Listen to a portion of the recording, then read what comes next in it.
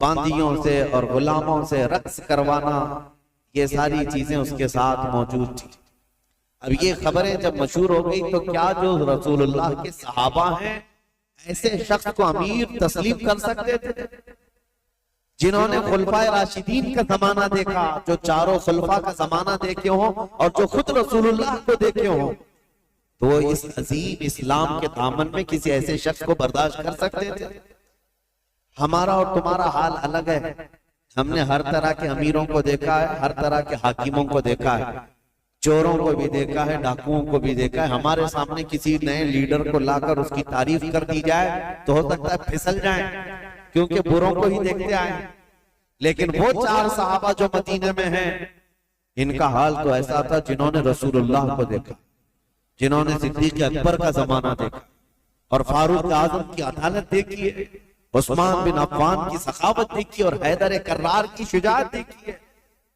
یہ خلفائے راشدین کا سنہرا دور دیکھے ہوئے صحابہ، ان کے سامنے کوئی آ کر کے یہ کہے، دن رات عیاشی کرنے والا، باندیوں کو نچوانے والا اب مسلمانوں کا امیر المومنین بن گیا ہے، خلیفہ وقت ہے، کیسے تسلیم ہو سکتا ہے؟ ہوا یہ کہ اس نے بلا کر مشورہ لیا۔ مدینے میں اس وقت جو گورنر تھے ولید بن عقبہ، ولید بن عقبہ کو اس نے ایک خط لکھا اور کہا یہ جو بڑے لوگ موجود ہیں مدینے میں، ان کو بلاؤ کہ ان کو میری بیعت لے لینا، تم وکیل بن جاؤ۔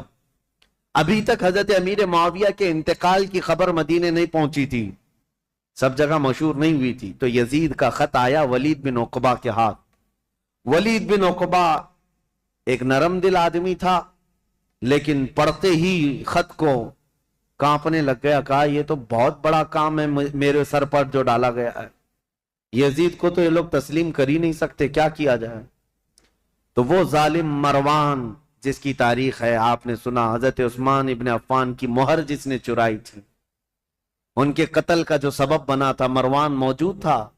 اس سے ولید بن عقبہ نے مشورہ کیا کہ کیا کرنا چاہیے، کہا چاروں کو بلاؤ اور ان کے سامنے یہ مسئلہ رکھو، کہو کہ امیر معاویہ کا انتقال ہوا اور وہ اپنے انتقال سے پہلے اعلان کر کے جا چکے ہیں، ان کا بیٹا خلیفہ ہے، لہٰذا تمہیں یہ بات ماننی پڑے گی اور بیعت کر لو، اگر وہ یہاں پر نہیں مانتے تو ان کا قتل کر دو۔ مروان نے سیدھے قتل کا مشورہ دیا۔ یہ بڑے صحابہ کے متعلق ولید بن عقبہ نے کہا ہرگز میں اپنے ہاتھ کو ان کے خون سے رنگین نہیں کر سکتا۔ پھر بھی اس نے بلوایا، یہ چاروں صحابہ کو جیسے ہی بلایا گیا، حضرت حسین ابن علی رضی اللہ تعالیٰ